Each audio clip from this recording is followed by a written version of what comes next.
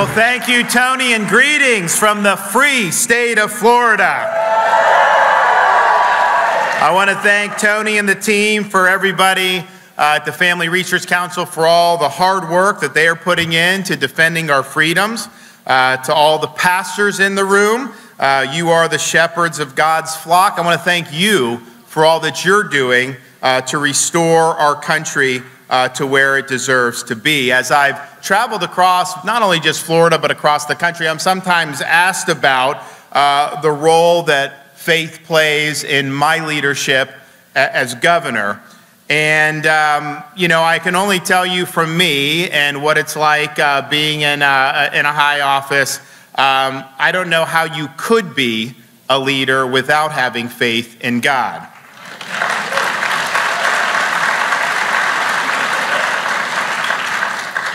When you stand up for what's right in this day and age, that is not going to be cost-free. You are going to face blowback, you're going to face attacks, you're going to face smears, and it's the faith in God that gives you the strength to stand firm against the lies, against the deceit, against the opposition. It gives you the foundation to know that all the insults, all the nonsense they throw at you ultimately doesn't matter, because you are aiming higher. Some people ask me, how do you become a good leader? Well, one of the first things you need to do is put on the full armor of God.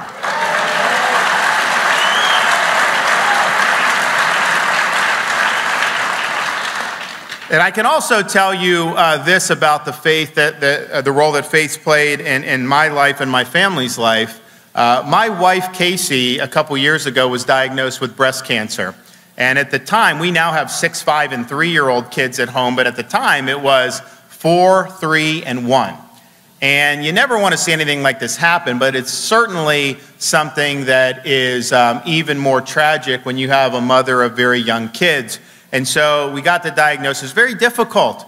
You don't know what's going to happen. There's fear. You look at the kids and wonder whether they're going to have a mother or not. And it was tough for me. It was really tough for my wife.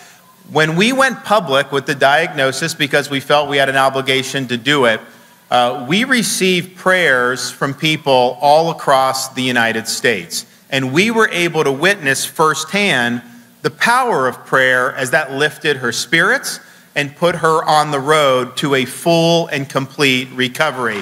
So thank you for what you did to support her.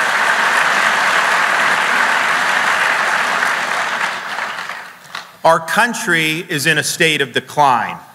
This is not a decline that is inevitable. This decline is a choice. This is a decline, this is a choice we're going to make as Americans over the next weeks, months, and years. And it's not going to be enough to just simply manage the decline a little bit better than the people that are currently in power. No, we as Americans must step up to the plate and reverse the decline of our country.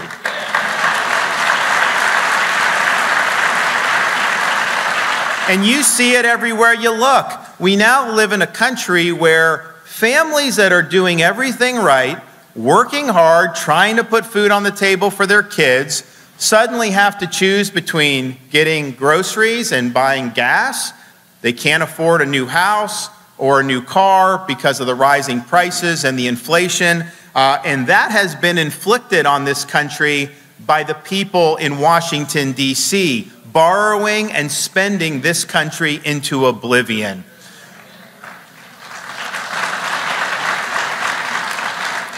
Inflation's robbing families of the American dream. And of course, as they borrow, print, and spend, the elites in Washington can't even control the territorial integrity of our own country. We have an open southern border that is causing millions and millions of people to flood in, allowing fentanyl to infect our cities, and causing the deaths of over 100,000 Americans each and every year. It is humiliating to see, and it is tragic, the consequences.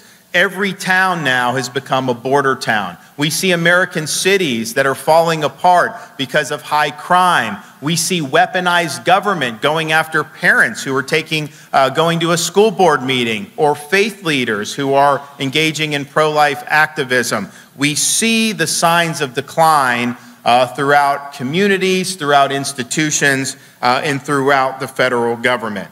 But we also have a deeper issue than just the political issues that we face as Americans, because we do have a spiritual decline in this country. We just came off a few years ago where there were government elected officials forcibly closing churches and denying people their right to worship as they see fit. Meanwhile, the liquor stores were open, the strip clubs were open, but yet they slammed the door shut on people of faith. Not in the state of Florida, we didn't do that. We protected your right.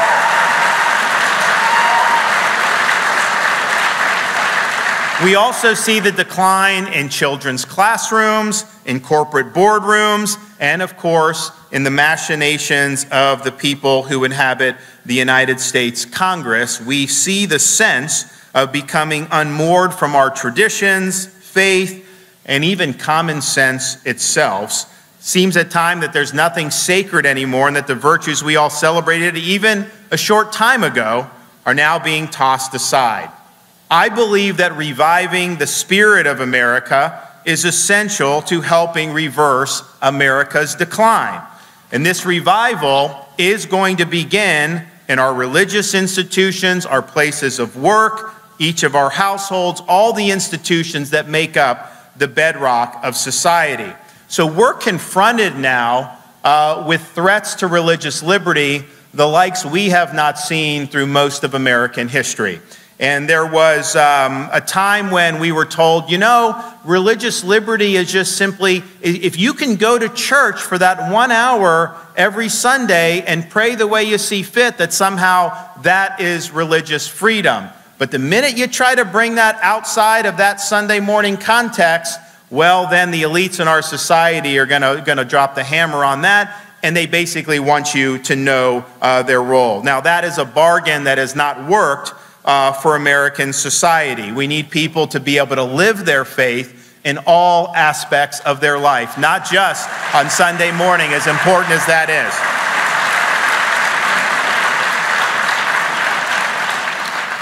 And so faith has been treated as secondary to secular concerns in culture, and attempts have been made to wipe our Judeo-Christian religious symbols from our national heritage and national culture. The left, they talk about saying you can't be involved in religious practice if you're in government because it would represent a, quote, establishment of religion. First of all, that's not true. But second of all, they're the ones that want to establish a religion. They just don't want to establish traditional religions. They want political leftism to be the established religion of this country. And what that means is that everybody else who's practicing their faith, that they want you to only be able to do that up until the point it conflicts with their agenda. That's why you have instances like Coach Kennedy in Washington State. He just wanted to say a prayer at midfield after a high school football game, and he lost his job as a result of doing that. Had to go all the way to the U.S. Supreme Court, and fortunately won a 6-3 victory that people hailed. And it was hailed as a victory for religious liberty, but I would submit to you the fact that that even had to go to the U.S. Supreme Court shows us that religious liberty is not flourishing the way it should in our country. We saw the 303 creative case, where by 6-3 they said government can't compel speech that violates the business owner's conscience. Those three liberal justices that voted against that, they wanted the speech compelled. But here's the problem. If that was conservative speech that was being compelled against a liberal business owner, those three liberal justices would have ruled the other way. So how can you justify that? Well, because they view leftism as the defining creed of this country, and they view your right to practice your faith as limited by their ambitions. And that turns the founding of this country on its head. George Washington, our first and greatest president, he, early in his administration, got a letter from a rabbi at the Hebrew congregation in Newport, Rhode Island, thanking President Washington for having a country where they could practice their faith freely. And Washington wrote back, and he remarked something to the effect of how great it was to live in a country where your right to practice your faith is not something that's given to you and simply tolerated by political elites. It is something that is endowed to you by the hand of Almighty God.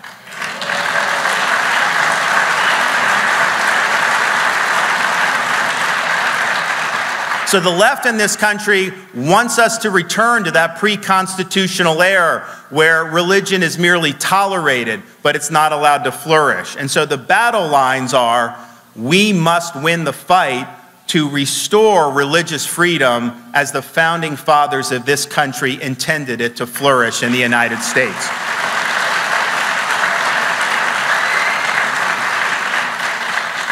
And this is not just academic. We have seen instances in recent years where government targets places once considered safe havens like churches and like religious organizations, whether it's the left trying to force the Orthodox Jewish Yeshiva University to adopt a woke agenda against their will, whether it's secular bureaucrats abusing their power and acting as the arbiters of faith in this country, deciding which organizations are religious enough for them to, quote, deserve protection and which are not, or state governments weaponizing their power against religious expression. This can no longer go on in these United States of America, and we're going to do something about it.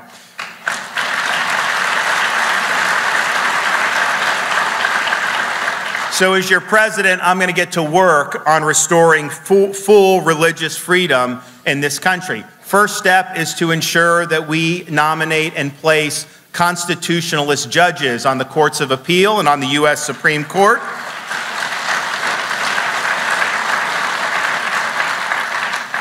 My nominees will reflect the jurisprudence of justices like Clarence Thomas and Samuel Alito Jr., the two greatest justices on the court. We will also, in our administration, end once and for all religious discrimination. We are going to tear up all government regulations that force groups to choose between government funding and their faith.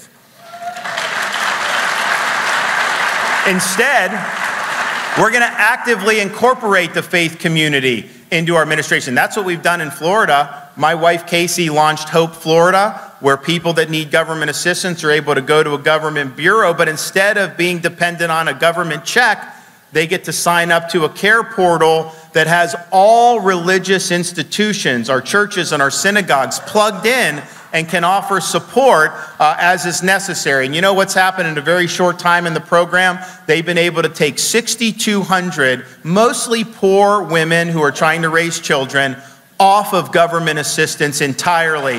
They are now with the churches and with our community groups. So we will make sure that the faith community has a seat at the table as we work to do the business of this country. We will also do what we've done in Florida. We have universal school choice in the state of Florida, and we need it nationwide.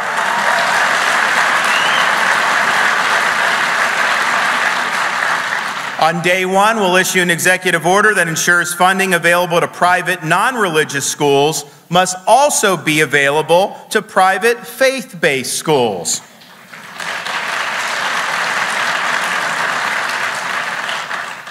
We will stop the federal government from targeting men and women on the basis of their faith. Religious schools should not be pressured to violate the tenets of their faith. There will never be a question about whether a faith-based charity that serves the poor deserves First Amendment protections. We will seek the repeal of the Johnson Amendment, which suppresses the speech of our religious leaders.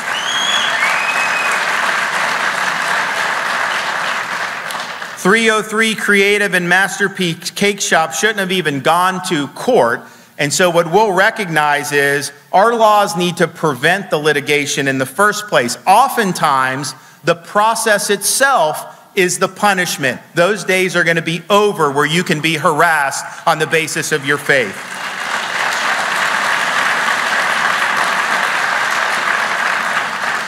In short, you will be free as believers, as Christians, as Jews, as everybody who's of faith, You will be free to worship and live out your faith in this country, period.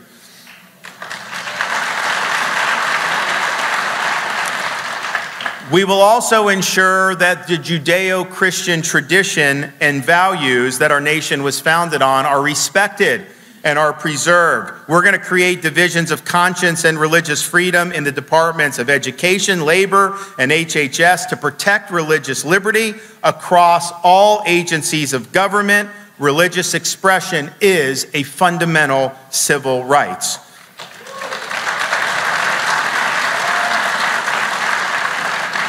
We will ensure that any accommodation given for a secular purpose must also be extended to those who have religious motivations. And I will clarify that whenever sex and gender appear in a government document, we refer to the only two sexes that actually exist.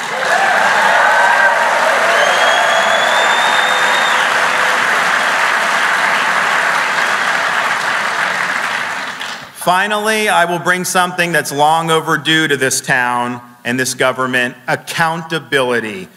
Even when God-fearing citizens have won in court, they have been forced to go through the time-consuming and invasive processes. My Department of Justice will investigate and prosecute attacks on faith-based pregnancy crisis centers and pro-life activists, which the Biden administration is currently ignoring, and they're letting this go on. If government suits targeting faith communities are dismissed in court, there will be consequences against those who brought them, and believe me, we will support quickly dismissing these meritless lawsuits. When my administration goes to court, it will be to defend religious freedom, not to attack religious freedom. Now, all this is fine and good, but I think the question is, we've heard a lot of people often promise things and then under-deliver on those promises. That's pretty much almost anyone that runs for office, except for us in the state of Florida. Everything we promised we would do, we delivered on. In fact, we over-delivered on our promises, and Florida has led the way on issue after issue. When the world went mad during COVID, when common sense suddenly became an uncommon virtue, Florida stood strong as a citadel of freedom and a refuge of sanity. We protected our religious institutions when so many states were running roughshod over people's right to practice their faith. In Florida, we have universal school choice, and we have held the teachers' unions accountable for their misconduct.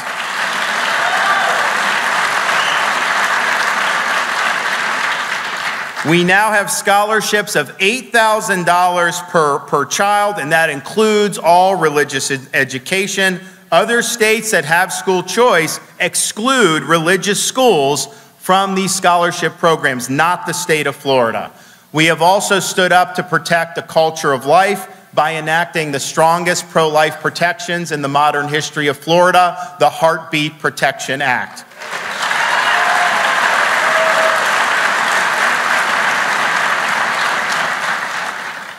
We have stood up. Look, I'm a father of a 6-year-old daughter, a 5-year-old son, and a 3-year-old daughter, and they all like to do different things. I want my girls to be able to participate in sports if they want, with honor and integrity and fairness. And to that end, we signed legislation protecting women's athletics from having men and boys injected into the competition. It's wrong. It's unfair.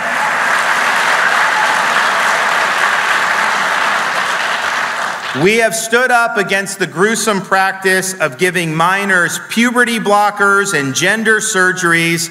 We have outlawed the practice in the state of Florida. It is mutilation. It is wrong, and it has no place in a free and just society. We have stood for the rights of parents by prohibiting the injection of gender ideology in our schools, particularly our elementary schools. It is wrong to tell a second grader that the student may be born in the wrong body or can change their gender. It is not true. It is not appropriate. And if I have to stand up to the biggest, baddest companies like Disney to be able to protect our kids, you can count on me to do what is right.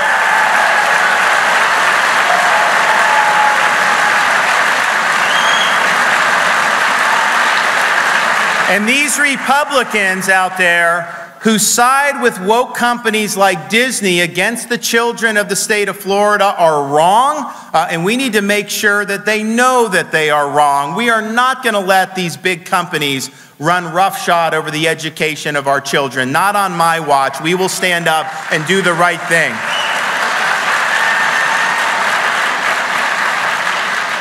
We are also the first state to prevent teachers from forcing students to identify their pronouns. We're not doing the pronoun Olympics in the state of Florida.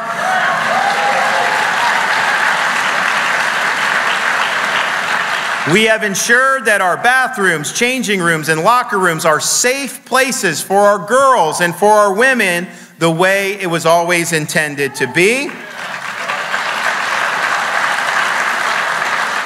And Tony mentioned in the introduction, the woke mind virus represents a war on truth. So in Florida, we have waged a war on woke. Do not tell me that a man can become a woman. Do not tell me that a man can get pregnant and expect me to accept that. I will not, because it is not true, and our society must be rooted in truth. The truth will set you free.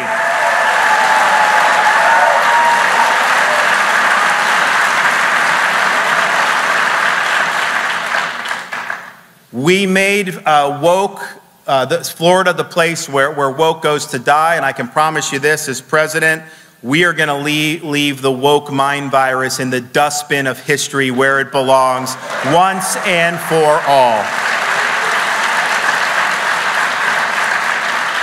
When I ran for governor, I promised to be the nation's most pro-Israel governor, and I have delivered on that promise. We have led fights for against BDS with Israel. We have done trade missions to Israel. We've established strong relations between the state of Florida and the world's only Jewish state. America must always stand with the Jewish people and the state of Israel.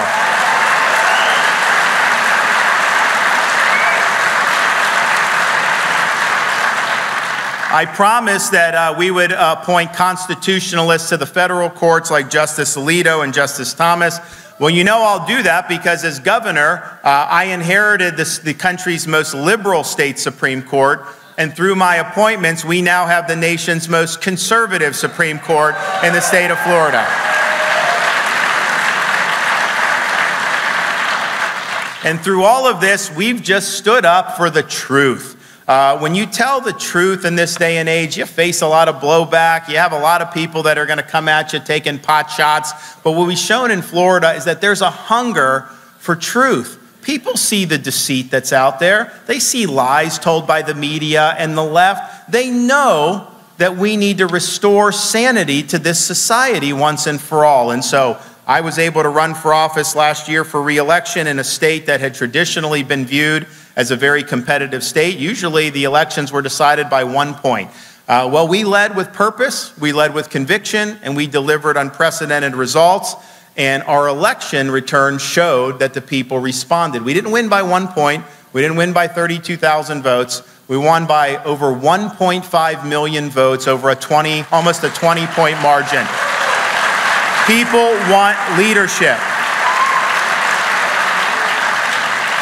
So as we look forward, right now is this generation's time for choosing. As Ronald Reagan said then, I believe is true now. Us as Americans, have a rendezvous with destiny. We cannot fly the white flag of surrender into the face of the hostile forces that are doing everything they can to upend our way of life. We must stand firm for the truth. We must fight back. And we must win in 2024. The time for excuses is over. I don't want to see like we need a mulligan after 2024. We need to get the job done. I can tell you this, I will get the job done. And with God's help as your president, I will not let you down. God bless you all. Thank you so much. Thank you. Thank you so much. Thank you. Thanks so much.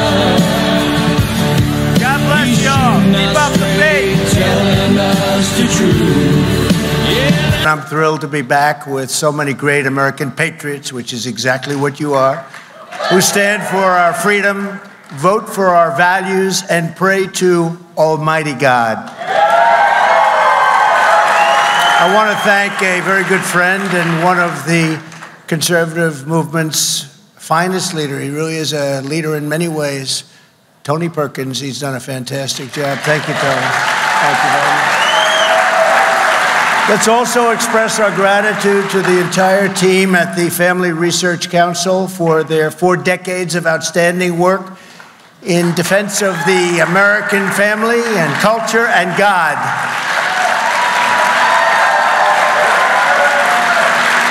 And thanks as well to Representatives Jim Banks. By the way, Jim is running for the Senate, as you know, from a great place, Indiana. And he's essentially, you have nobody, do you have anybody running? Where's Jim? I think he's not got anybody even wants to take him on. He's going to get it without a fight. Can you imagine? Where is Jim? Thank you, Jim. Thank you, Jim. He's unopposed. I haven't even heard about that for a long time, especially from Indiana. But he's fantastic. And Ronnie Jackson. Ronnie, would you stand up, please? Ronnie Jackson. He's a doctor. He's an admiral. And he's a congressman. Where's Ronnie? We love Ronnie. Where is he? See? And he just, you didn't get a very good seat tonight. What's going on? He's fantastic. So he's like a highly respected in the military, an admiral.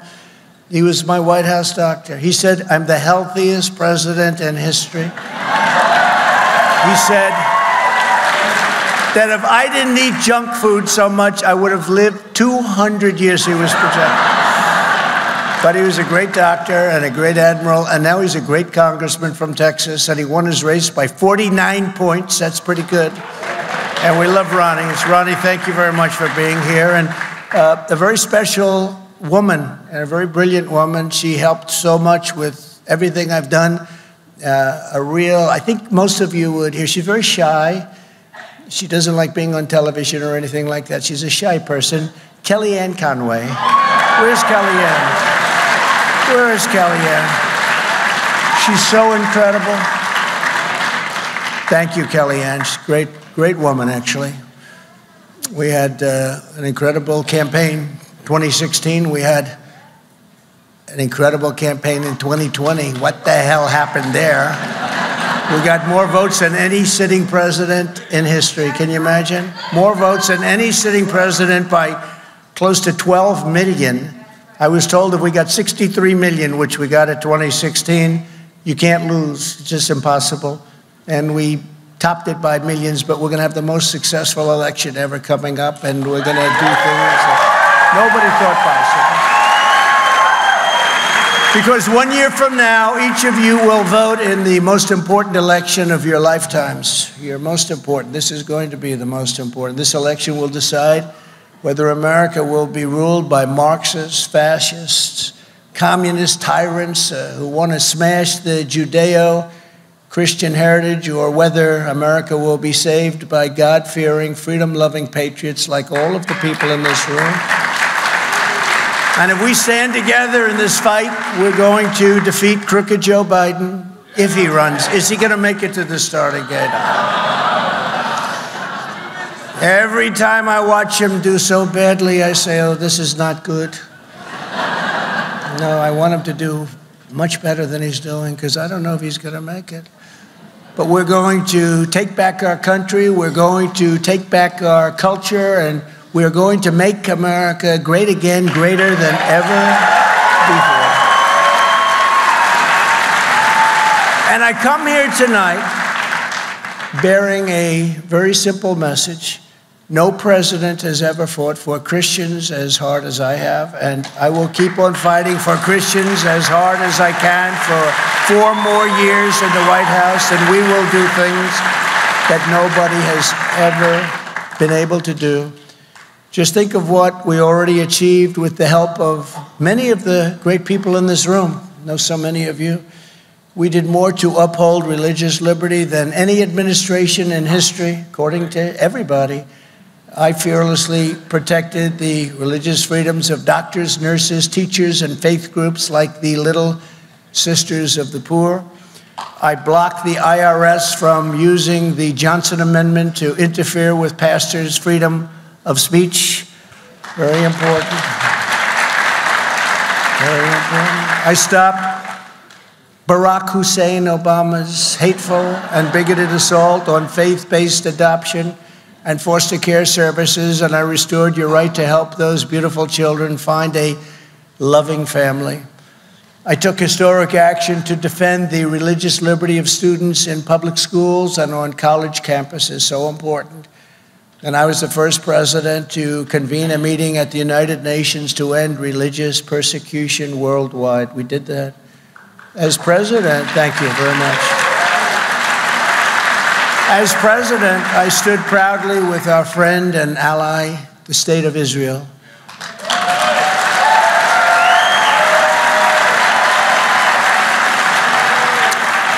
I kept my promise, recognized Israel's eternal capital, and opened the American embassy in Jerusalem.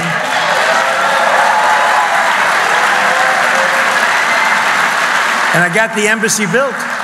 I got the embassy built. They were starting to raise funds and do the funding, and they said it was going to cost $2 billion. And I said, $2 billion? And I told my people, do you have a site? We are the United States, and we have sites all over the place. And real estate, because I see a couple of my great real estate friends right here. And I said, you have a site that's a great site, much better than the one that they wanted to buy for a tremendous amount of money, way overpaying. That man, whoever owned that site, does not like me very much. He was going to make a fortune. And they came back to me the following day and said, yes, sir, we do have a site. We have a great site. Is there a building on it? Yes, there is. It's abandoned, but it's a very strong building, structurally good. And I took that building and I said, I called off everything. I had my people go and check it. I said, how much would it cost to rebuild that building and make it the embassy? They said, about $400,000. That's slightly less than $2 billion, right? And it's the first time I've ever said this in business. I said, you know, that sounds too cheap. It's usually that's too expensive. I said, that sounds too cheap. That's too inexpensive. So let's make it a little bit more. Let's spend a little bit more. We'll make it $500,000. And we got it built for $500,000, and we used Jerusalem stone. Jerusalem stone is a very rare and beautiful stone, unless you're in Jerusalem. And a friend of mine has office space at a beautiful office building in New York, and every time I walk in, he tells me about, this is Jerusalem stone. Look, the wall opposite the elevator. And he's so proud of the Jerusalem stone. He said, I paid a fortune for it. He's told me that every time I walk in, he tells me about Jerusalem stone. So what I did is I said, do you think we could do the whole building in Jerusalem stone? Absolutely. We have so much Jerusalem stone here. I said, is it expensive? They said, not at all. It's cheap as you can imagine. And we did it in Jerusalem stone, and it is a truly beautiful embassy, and there's no reason for them ever to do anything else because it's a beauty and it's the best location there is in Jerusalem, and it was a great honor. So we not only designated, we also got it built, and built many years ahead of schedule. So it was, and we saved approximately $2 billion, so that was okay. But I also recognized, they were working on this for 58 years, I recognized Israel's sovereignty over the Golan Heights, you know that, and took care of that. That was done. 52 years they worked on it. Planes would come in every season, planes that have meetings that would last for 2 days, and then they'd leave, nothing would happen. I got it done in about 12 minutes. And I withdrew the United States from the disastrous Iran nuclear deal. Disaster. And here at home, we totally transformed the federal judiciary, appointing nearly 300 judges to interpret the law and the Constitution as written. Very big thing. Together, all of us, we withstood vicious attacks to confirm 3 great Supreme Court justices, Neil Gorsuch, Brett Kavanaugh, and Amy Coney Barrett.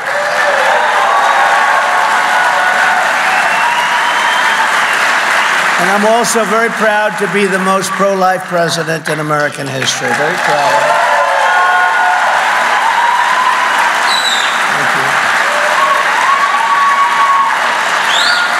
From my very first day in office, I took action to protect the unborn. I reinstated the Mexico City policy. You know what that is? Stopped taxpayer funding for the abortion industrial complex, which is what it's called. And I was the first sitting president to ever attend the March for Life rally right here in Washington, D.C.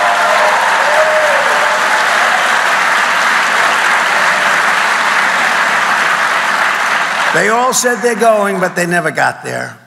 1 year ago, in a victory that conservatives had been seeking for exactly 50 years, those Supreme Court justices, together with others on the court, ruled to end the moral and constitutional atrocity known as Roe v. Wade.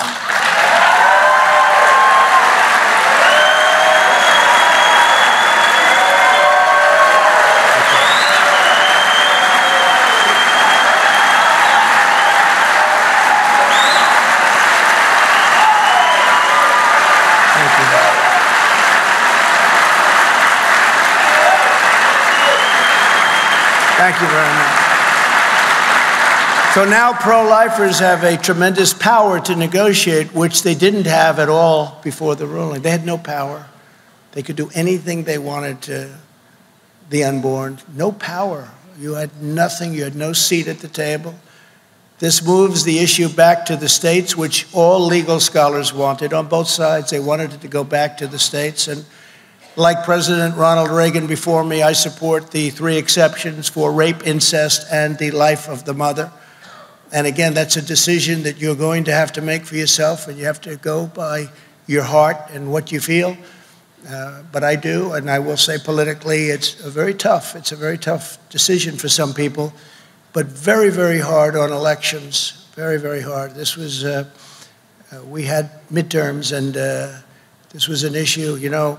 They are the radical ones. We are not the radical ones. They are the radical ones. Remember, the Democrats are the people that will do things that nobody thought anybody would ever do. They'll kill babies in the 5th, 6th, 7th, 8th, 9th month, and they'll even kill babies in some cases after birth. They are the radicals. We're not doing that. They're doing that.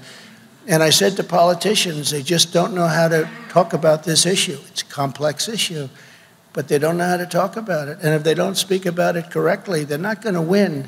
They're not going to win. And they turned it around, the Democrats mostly.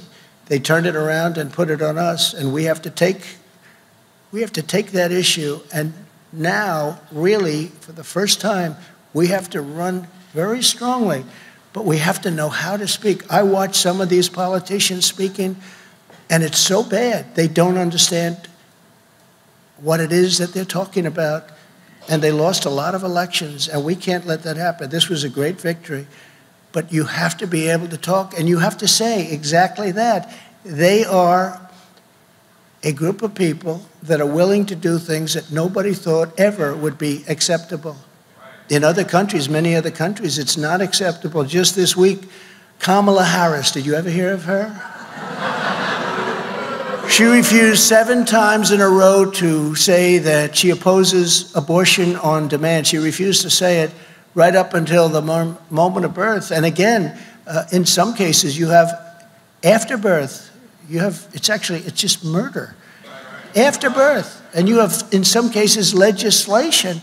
If you remember the former governor of Virginia, he got up, Michael Jackson, remember his wife said he was going to do, he got into a lot of trouble, and he was going to imitate Michael Jackson moonwalking, and his wife said, no, don't do it, and she saved him a great embarrassment.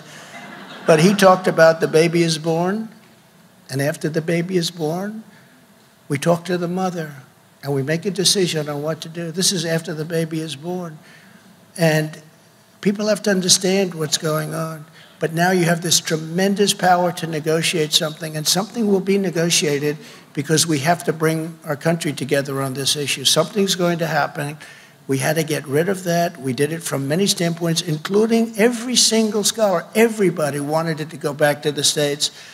And now we can win elections on this issue, but it's very delicate, and explaining it properly is extremely important. Many politicians who are pro-life do not know how to properly discuss a topic which is so important to the people in this room and so important to millions and millions of people in our country. You know, that poll's 51-49, and it goes both ways. It's been that way for many years. Sometimes pro-life, it's 51, sometimes it's 49, but it's been this way for, there are other issues, by the way, that haven't been.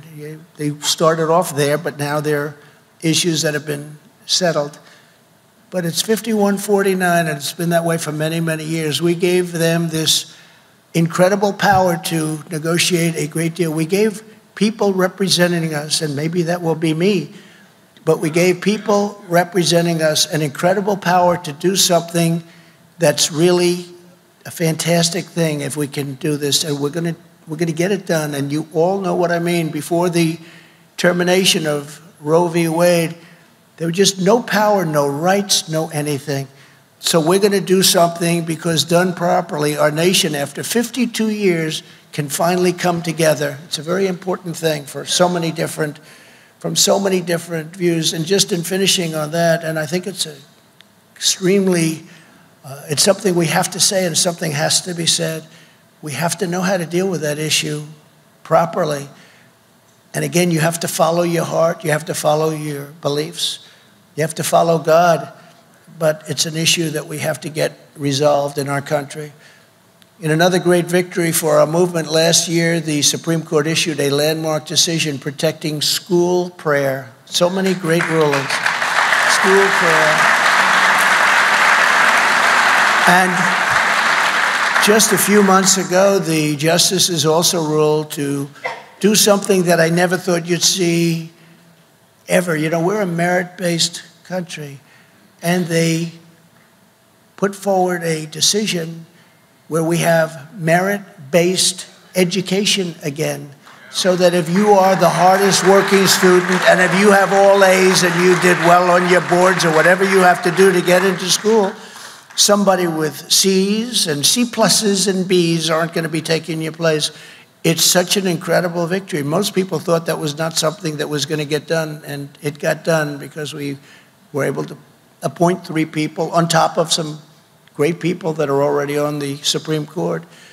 So every promise I made to Christians as a candidate, I delivered, and in many cases delivered much more than the promises I made. So it's an honor.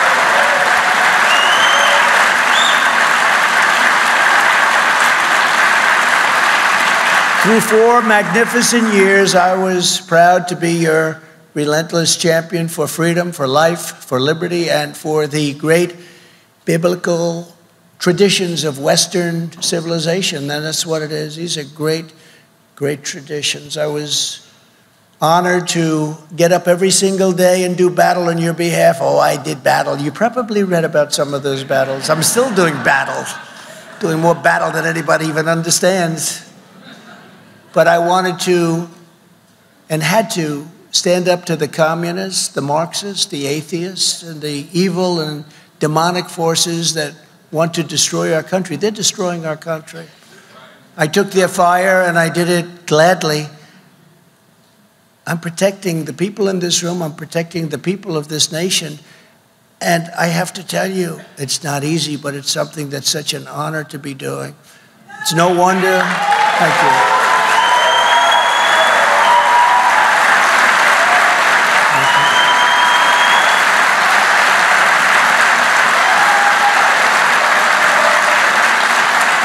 It's no wonder that this very sinister opposition is now tearing down every law and institution to try and stop us from vanquishing them from power forever.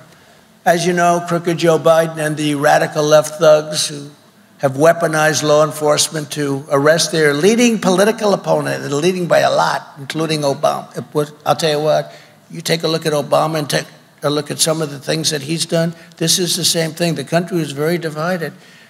And we did with Obama. We won an election that everyone said couldn't be won. We beat Hillary Clinton. Now, you know, I used to call her Crooked Hillary. I'd say Crooked Hillary, but I took that name away from her. That was a great day. About 2 months ago, I said, you know what?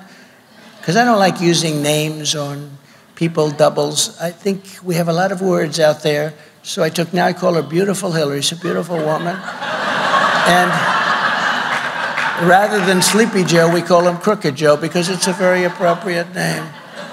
So that was a good day for Hillary. I think she was very happy with it.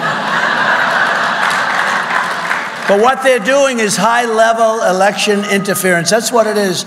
They're interfering with our elections, just like they stuff ballot boxes, just like they do so many other things, like the 51 people that said it was Russia disinformation.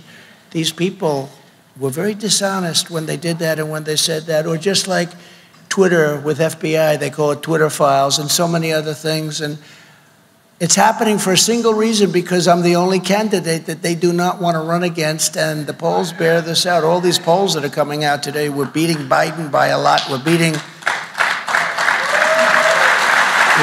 DeSantis by a lot. Just last night, Fox has us up. I say us because me is us as far as I'm concerned. Really true. But Fox has us up by almost 50 points on DeSantis, and we're beating Biden by a lot. Ron DeSantis, I endorsed him. He only won because I endorsed him. And then he says, well, I have no comment as to whether or not I'm running. I said, did he say that? That means he's running. Let's go. Let's go get him. And he's fallen like a very badly injured bird from the sky. He's really been hit hard. Harvard-Harris just came out, and they have very similar results. We're leading by 57 points, 55 points, 50 points. We're leading in some by 65 points, leading by 65 points. Nobody's seen anything like it. And a lot of it, you know, I read where people love my policy, but they don't like me. I think they like me. What's not to like? You get the job done.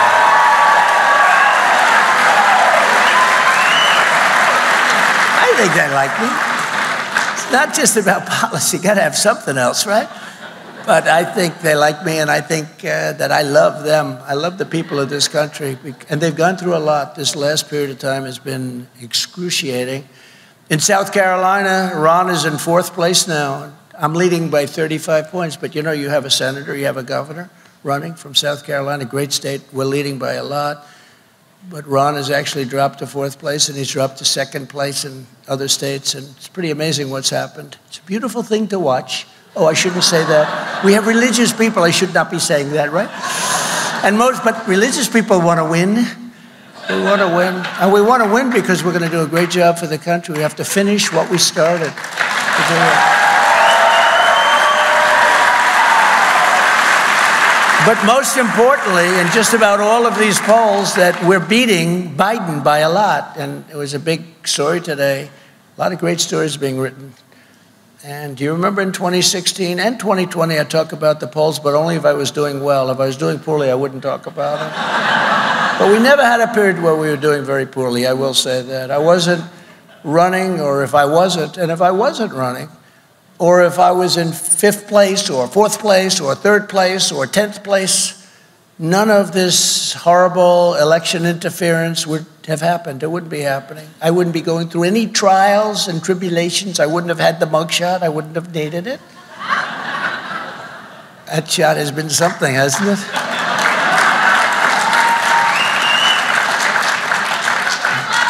They have sold more T-shirts than any T-shirt ever in history. They're all over the place. I see pictures of people that are walking the streets of New York. Even, I must say, some of the illegal immigrants that came in, they've got my mugshot on. That thing, I don't know how they make these things so quickly, but they do. But we become very much a banana republic with what they're doing to our country. We're like a banana republic. We're like a 3rd world country. We did great in 2016 and we won. We did much better in 2020 than we did in 2016. And as I said, getting millions and millions more votes than any sitting president. And we are going to do better in 2024 than we've ever done.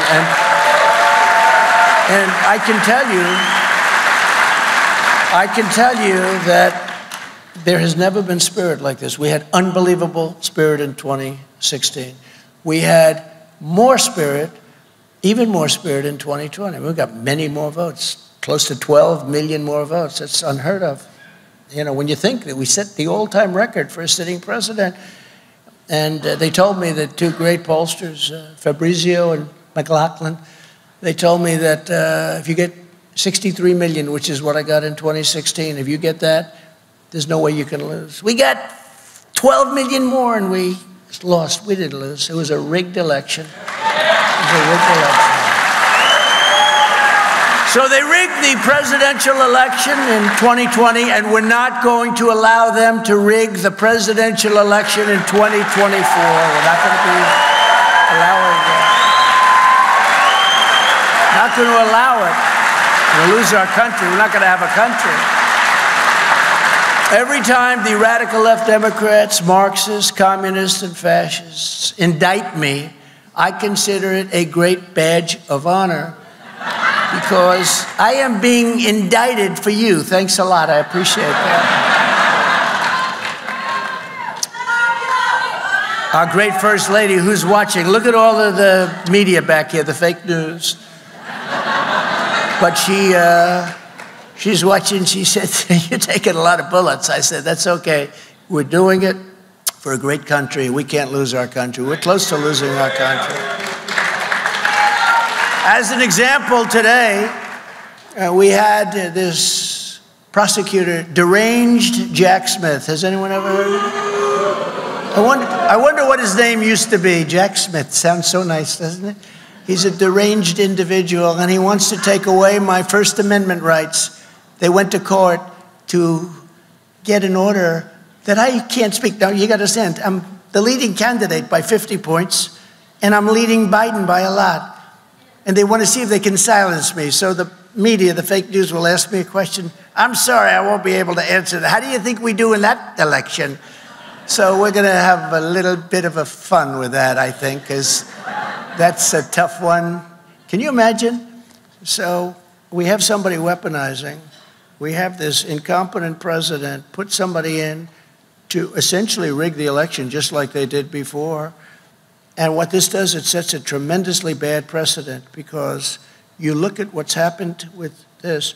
Now, if I win, and let's say somebody comes along on the Democrat side and they're looking very strong, I can call my attorney general, I guess. Am I allowed to call him and say, you have to indict him on something, just find anything.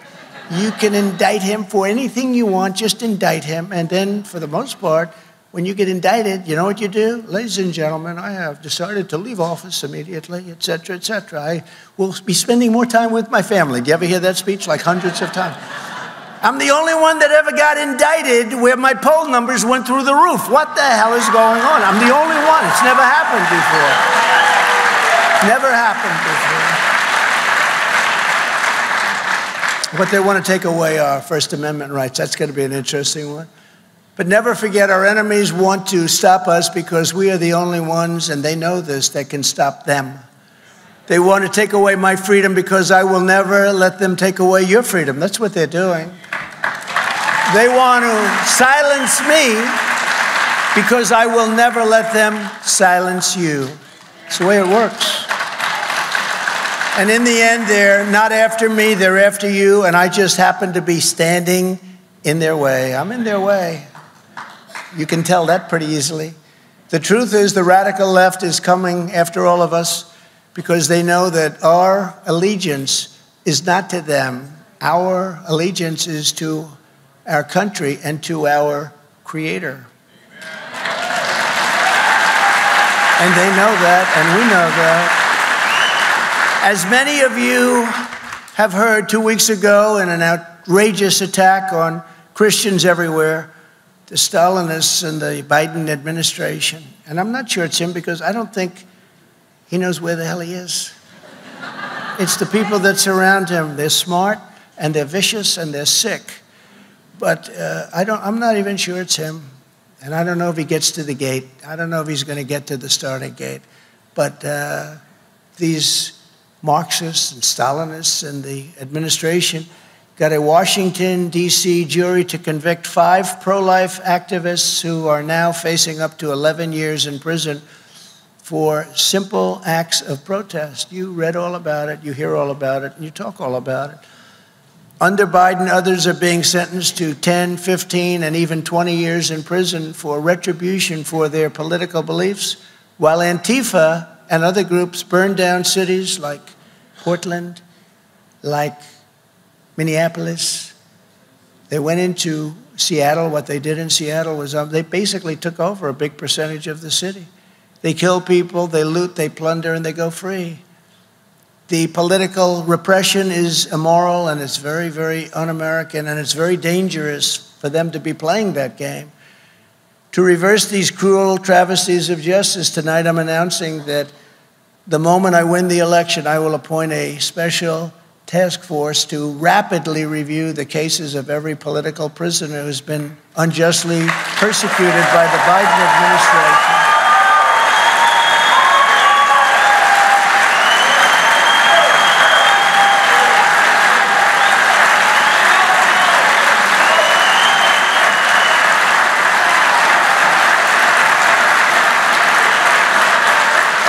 Thank you. Well, you know what's going on better than anybody, so that I can study the situation very quickly and sign their pardons or commutations on day one. I want to sign them on day one. I want to see what's going on. It's a horrible thing that's happening. 22 years, 18 years, 10 years. It's a terrible thing. There's never been a thing like this happen in our country. Never again will the federal government be used to target the religious believers, and that's what they're doing. They're targeting many people, but also, and in particular, religious believers. Americans of faith are not a threat to our country. Americans of faith are the soul of our country. Very important. They're the soul of our country.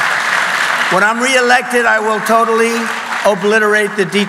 And I'm going to do this. We fired Comey, we fired a lot of these characters from the FBI, but boy, that deep state is deeper than we thought. Then we had COVID come in, and we had to focus on that, and we did a great job on that, as good as it could be, considering nobody knew what it was. The dust from China came in from the Wuhan lab. I said that right from the beginning. It turned out that was right. I took a lot of heat. It didn't come. It came from caves that were 2,000 miles away with bats. Then they blamed Italy. It came from Italy. Then they said they blamed France. They blamed everybody. Then they even blamed the United States, so we wouldn't let them do that. The horrible destruction of lives and the horrible, what this did to the world. $50 trillion in damage, it's estimated, $50 trillion. And we're going to get to the bottom of it. When I'm reelected, I will totally we're going to obliterate the deep state, the corrupt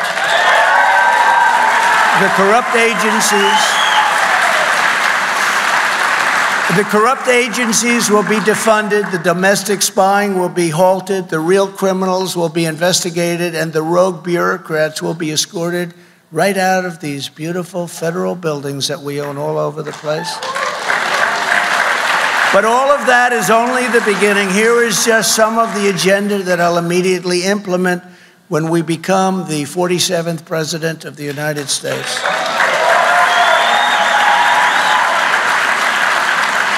And by the way, bad things happened with the election, but if we win, and I have to say if, I don't want to say when, because they can cheat. If everything's straight, 100%, but they're very, very good at cheating. If we win, this will be the biggest political victory by far in the history of our country, and better than doing it the more traditional way, because they have shown how bad they are. They have shown what a horrible job they did, whether it was in Afghanistan, the way they withdrew, the most embarrassing moment in the history of our country, or inflation, or the economy, or you can name everything. The woke military. We have a great military, but they're trying to make it woke and destroy it. So many different things. And because of that, I believe that's the reason that we're so popular right now.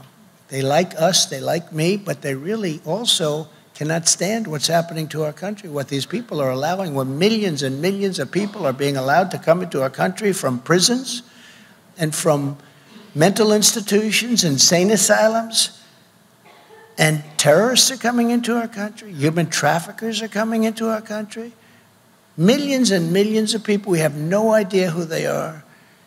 Before I even arrive at the Oval Office, shortly after I win the presidency, I will have the horrible war between Russia and Ukraine settled. I'll get that settled. I know them both very well.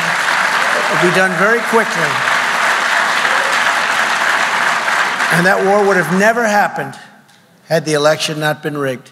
That war, all of those thousands, hundreds of thousands of people, that'll be one of the horrible things that you'll be learning.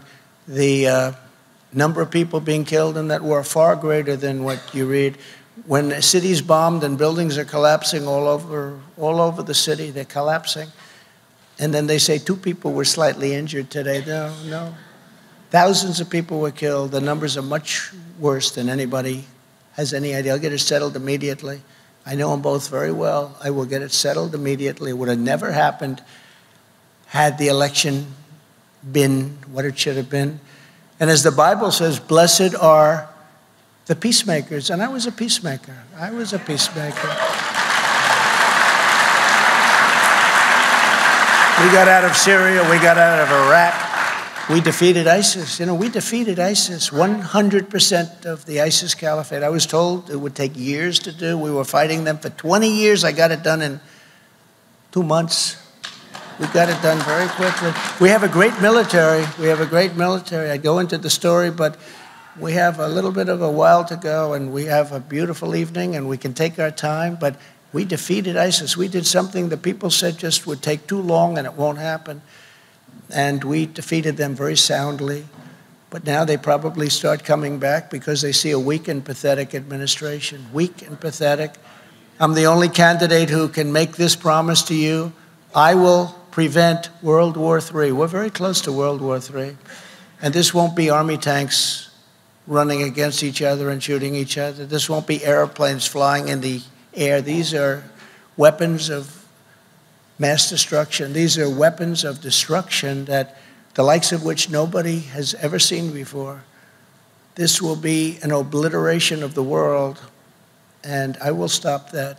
And we never had a problem. You never read about it until recently. Everything is being done wrong. Everything is being said wrong. They don't know what they're doing. But we're very close to a world war, and if we have a world war, it'll be destruction like nobody's ever seen before, far greater than World War I or World War II, because the weaponry is so powerful, so horrible and powerful. I will stop the disaster known as Bidenomics, which stands for inflation, taxation, submission, and failure. What it is. Tremendous inflation. You know, inflation, if you look at it over the years, I went to the Wharton School of Finance, and I studied a lot of economies over the years. And when you look at inflation going back hundreds of years, any country that has inflation is a country killer. It destroys countries. You look at what happened with Germany. You look at what happened with numerous countries with rapid inflation, with big inflation. And look at what's happening to us now. You know, inflation is coming back very strong again. You look at the numbers that were just released yesterday. They don't know what to do. It's coming back very strong. I will regain energy independence as we had 3 years ago. And achieve energy dominance as soon as, look, I mean, we were going to be energy dominant within 7 months, dominant. We had total energy independence. We were only taking our energy. I was filling up the national reserves, got it full. Then he starts taking it. Now it's at the lowest level it's ever been because he wanted to get it for automobiles so that people would get a little bit cheaper gas so they could try and win an election. That's not what the purpose of that is for war. The purpose for war, and it's almost down, it's almost dry right now. It's never been at a level like this. We'll take care of that, but we will, you know, we were ready to make so much, and we were going to supply oil and gas to Europe at levels like nobody has ever done. And we were in third place. When I took over, we were in third place, and a deep third. We were quite a bit away from Russia, and then Saudi Arabia was at the top. And the day that I left, we were substantially more than Saudi Arabia. And we would have been substantially more than that. We have more than anybody else. We have more liquid gold, beautiful term, because that's what it is, it's gold. And we have it and other countries don't. But think of it, we have more of it than Saudi Arabia, we have more of it than Russia. And we were going to double up, be double the size of what we had just then. And over a period of 2 or 3 years, we were going to be selling so much clean energy, clean gas. We were going to sell so much to Europe and other countries that we were going to start paying off our $35 trillion. It was all set to go, $35 trillion in debt. And we were going to start paying it off. We were going to do further tax reductions. We got you the largest tax reductions in history, if you know that, bigger than the Ronald Reagan reduction.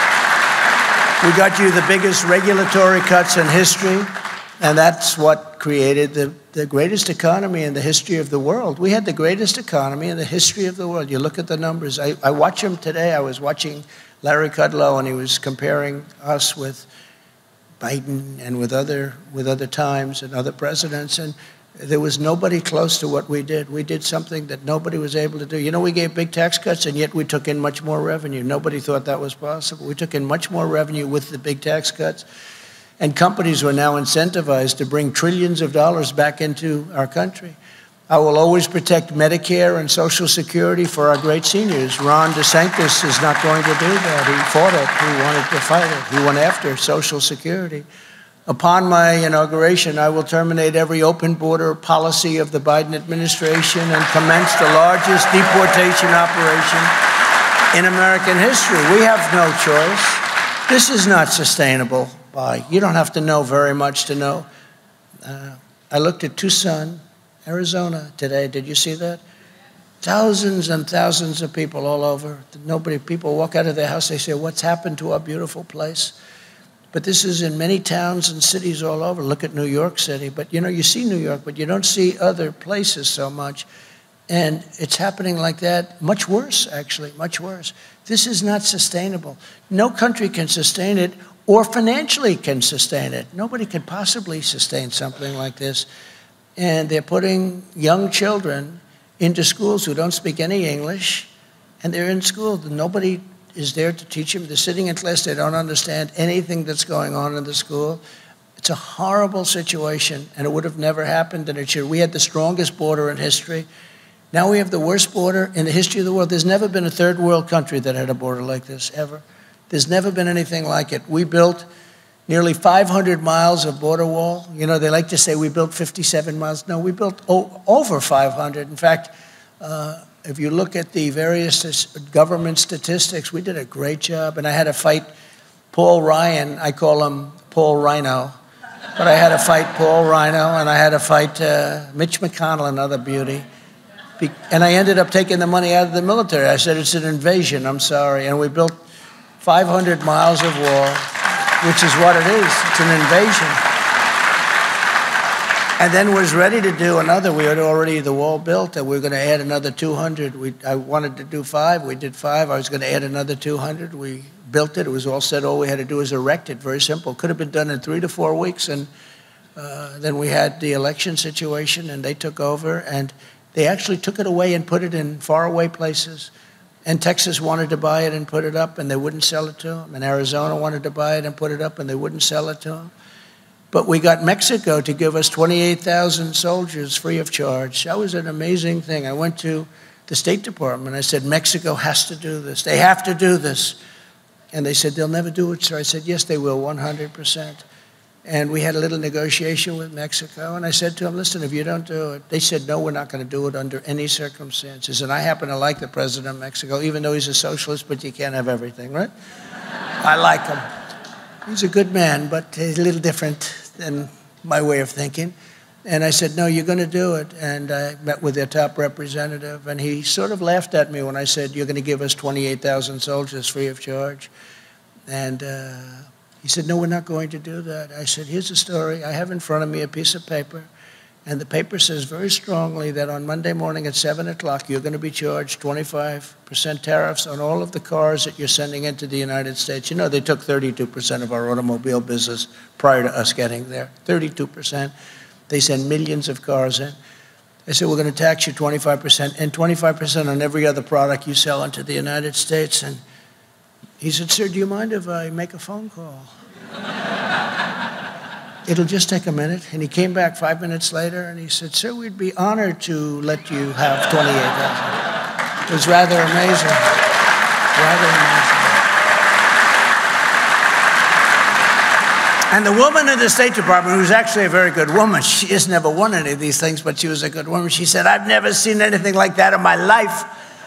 But we also got remain in Mexico. That means they stay in Mexico. They don't come in, they stay in Mexico. And Biden ended that. And that was not easy to get. And in fact, they went to a judge to have it terminated. And the judge said, you can't do this. You'll destroy our country. He let it stay. He wouldn't do it. But it terminated in 6 months, and it should have never been done. And deported illegal aliens by the tens of thousands. We had MS-13, the meanest gang. They killed 2 young girls with knives, walking to school in Long Island. They killed them with knives. They carved them up because shooting is too quick. They loved using knives. They're sick. And by the way, we have people in ICE and Border Patrol. They're unbelievable. They're patriots. They're incredible. If we didn't have them, this country would be overrun. They don't get enough credit. And they'll run into a nest of, they call them a nest, and they'll run, and you'll see those fists. And I have a lot of friends that are in these front rows, and some of them are tough, but they don't want this job.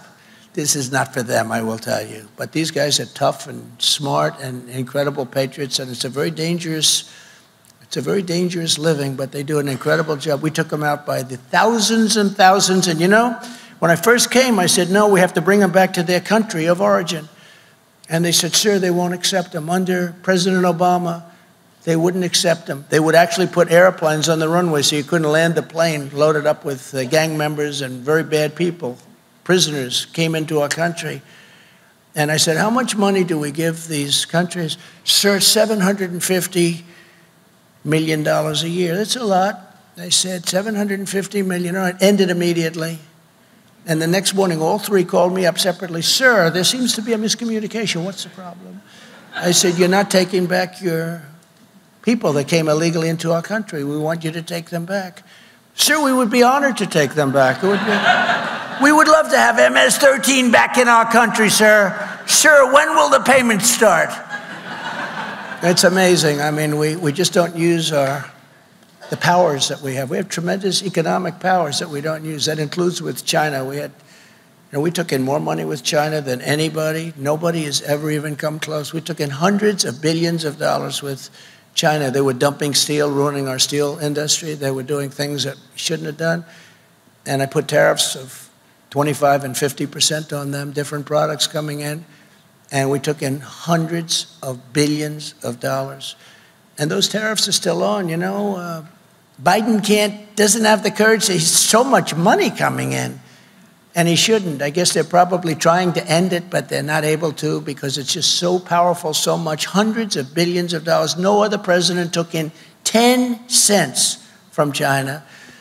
But I will also use Title 42 to end the child trafficking crisis by returning all trafficked children to their families in their home countries immediately. And as Jim Caviezel, who's a great guy, you know who he is? The movie Sound of Freedom, he said, God's children are not for sale. Very simply. On day 1, I will sign a new executive order to cut federal funding for any school pushing critical race theory, transgender insanity, and other inappropriate racial, sexual, or political content on our children. Be easy to do. Be easy to do. I will insist on the right of every parent to send their child to the public, private, charter, or religious school of their choice. I will close immediately the Department of Education, and we will move everything back to the states where our children can be individualized in education. And it'll be done with great love for our children. States will do it much better. You know, we're at the end of every list. I don't know if you see this. They have the top 40 nations. We're always at the end. We spend more money per pupil by double and triple of any other nation, and yet we're at the bottom. We will end this horrible Department of Education. We'll keep a few people there just to make sure they're guaranteeing they're going to teach English, just in case we have some rebels. But we're not going to have very much. It'll be able to fit on the stage, I think, the number of people we have. They have office buildings all over Washington, Department of Education. It's ridiculous. And look at the way we're rated. We're rated among the worst. We will have great schools that lead to great jobs and ultimately to great lives. And I will not give 1 penny to any school that has a vaccine mandate or a mask mandate. Never would have done that.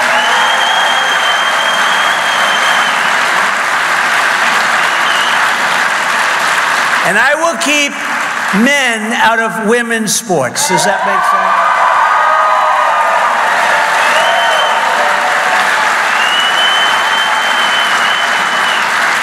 You know, last week they had a weightlifting contest, and a young woman was fantastic. She was a champion, and the record stood for about 18 years.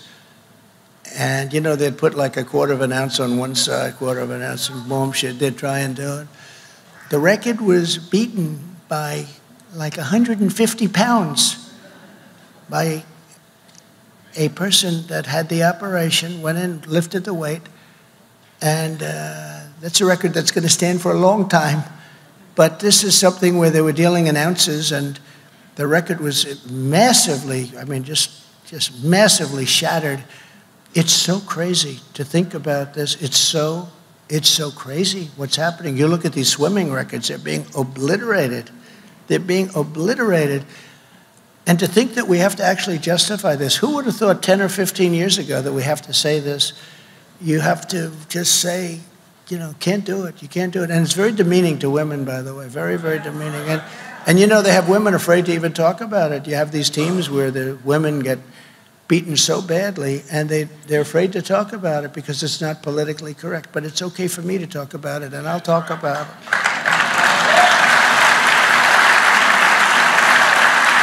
And another thing, and probably number one on my list, who would believe that I have to say that I will sign a law prohibiting child sexual mutilation? Think of it, sexual mutilation in all 50 states.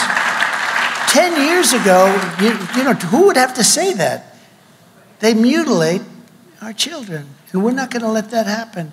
But who would think that we have to say this? I will challenge California's depraved new laws that strip parents of parental rights and that encourage minors to be transported across state lines for sexual mutilation. And we will prosecute those involved in this sick California scheme for violating federal laws against kidnapping, sex trafficking, child abuse, and the deprivation of their civil rights. We're going to take care of it. It's crazy what's going on. It's crazy. It's not even believable. You have to mention these things, but you have to, because this is what's happening in our country. I will once again appoint rock-solid conservative judges to do what they have to do in the mold of Justices Antonin Scalia, Samuel Alito, a great gentleman, and another great gentleman, Clarence Thomas. These are great people. And I will fully uphold and continue to uphold, they didn't gain an inch, our Second Amendment. There's tremendous pressure on our Second Amendment. I will bring back free speech in America. And I will secure the integrity of our elections. We have to secure the integrity of our elections. We have to do it.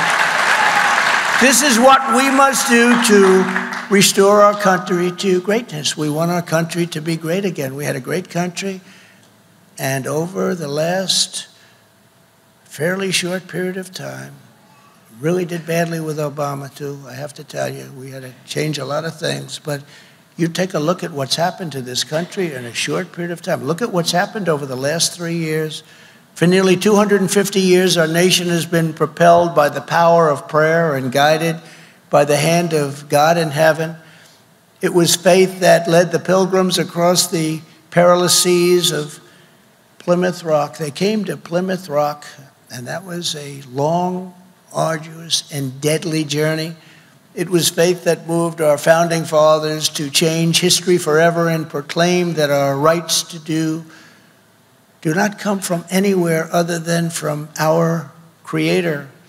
And it was unflinching faith that inspired generations of pastors and patriots, chaplains and soldiers, farmers, workers, laborers and pioneers to make America the greatest country in the history of the world.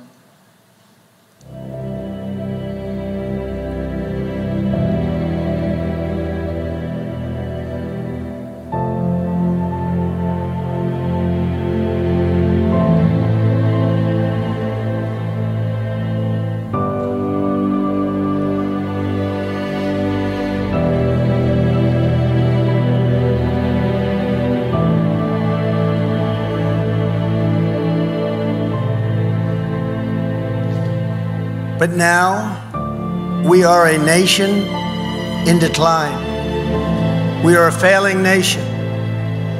We are a nation that has the highest inflation in 50 years, where banks are collapsing and interest rates have gone absolutely through the roof. Likewise, we are a nation where energy costs have reached the highest in our history. We are no longer energy independent or energy dominant, as we were just a few short years ago. We are a nation that is begging Venezuela and many others for oil. Please, please, please help us, Joe Biden says, yet we have more liquid gold right under our feet than any other nation. We are a nation that just heard that Saudi Arabia and Russia will be reducing their output of oil and substantially increasing the price, and met that threat by announcing that we will no longer be drilling for oil in large areas of Alaska. We are a nation that is consumed by the radical left's Green New Deal, yet everyone knows that the Green New Deal is fake and will lead to our country's destruction. We are a nation whose leaders are demanding all-electric cars, despite the fact that they can't go far, cost too much, and whose batteries are produced in China with materials only available in China, when an unlimited amount of gasoline is available inexpensively in the United States, but is not available in China. We are a nation that wants to force the trucking industry to buy all electric trucks, which would be like going back 50 years because a diesel truck can go 2,000 miles on a tank of fuel, whereas an electric truck can only go 300 miles. That will destroy our supply chain for good. And now we're a nation that wants to make our great army tanks all electric, so that despite the fact that they will not be able to go very far either, fewer pollutants will be released into the air as we blast our way through enemy territory. And we are a nation also that wants to make our fighter jets with a green energy stamp, losing 15% efficiency, but allowing us to keep our enemy's atmosphere clean of pollutants, while we attempt to knock out all of their planes. We are a nation that ended oil exploration and production in the United States just as the price of oil reached an all-time high. What other country would do such a foolish thing? We are a nation that surrendered in Afghanistan, leaving behind dead soldiers, American citizens, and $85 billion worth of the finest military equipment in the world. And we are a nation that allowed Russia to devastate a country, Ukraine, killing hundreds of thousands of people, and it will only get worse. It would never have happened with me as your president, and for 4 straight years, it didn't happen. And China and Taiwan are next. We are a nation that has weaponized its law enforcement against opposing political parties like never before. There has never been anything like this. We've got a Federal Bureau of Investigation that won't allow bad election-changing facts to be presented to the public, and which offers $1 million to a writer of fiction about Donald Trump to lie and say it was fact, where Hunter Biden's laptop from hell was Russian disinformation and the FBI knew it wasn't, but 51 intelligence agents said it was, and they knew it wasn't also, and a Department of Justice that refuses to investigate egregious acts of voting, irregularities, and fraud. And we have a man who is totally corrupt and the worst president in the history of our country, who is cognitively impaired, in no condition to lead, and is now in charge of dealing with Russia and possible nuclear war. Just think of it. We would be in World War II very quickly if we're going to be relying on this man, and far more devastating than any war. There will never be a war. If that happens, there will never be a war like this. It will obliterate everything there is, everybody. It will obliterate every country. We are a nation that no longer has a free and fair press. Fake news is all you get, and they are the true enemy of the people. They refuse to discuss the Biden crime family, but enjoy covering false indictments of Donald Trump, who has done nothing wrong. We are a nation where free speech is no longer allowed, and where crime is rampant and out of control like never before. We are a nation that is allowing Iran to build a massive nuclear weapon, and China to use the trillions and trillions of dollars it has taken from us to build a military to rival our own. And less than 3 years ago, we had Iran, China, Russia, North Korea in check.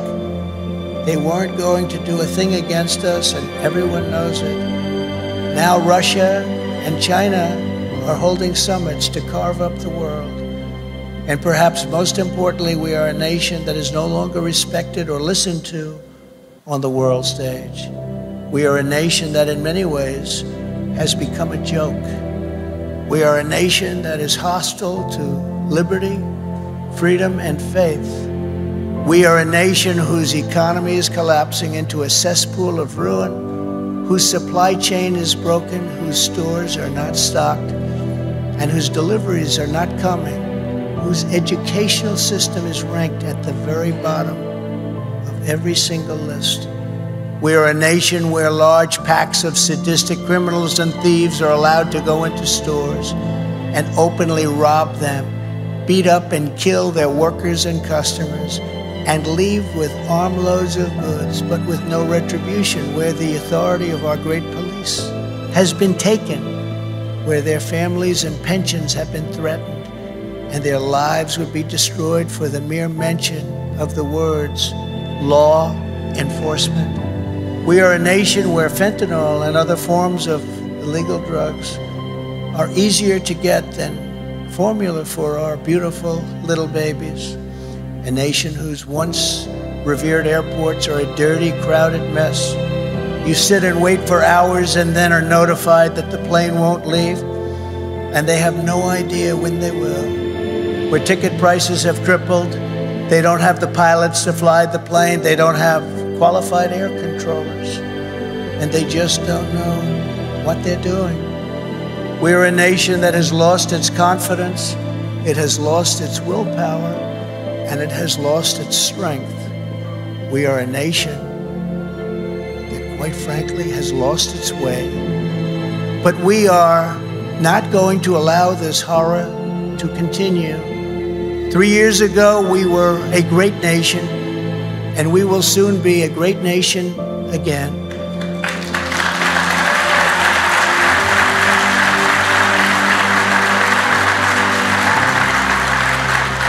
It was God-fearing patriots like you who built this country, and it is God-fearing patriots like you who are going to save our country. 2024 is our final battle. With your support in this election, we are going to finish what we started. With you at my side, we will demolish the deep state. We will drive out the globalists. We will cast out the communists. We will throw off the sick political class that hates our country. We will rout the fake news media, and we will drain the swamp once and for all.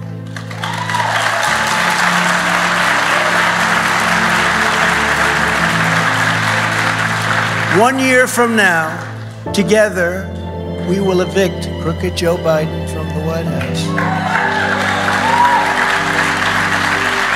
And we will take back our country with a righteous and magnificent victory on Election Day 2024. We are one movement, one people, one family, and one glorious nation under God. And together we will make America powerful again. We will make America wealthy again. We will make America strong again. We will make America proud again. We will make America safe again. And we will make America great again. Thank you very much. God bless you, and God bless America. Thank you very much.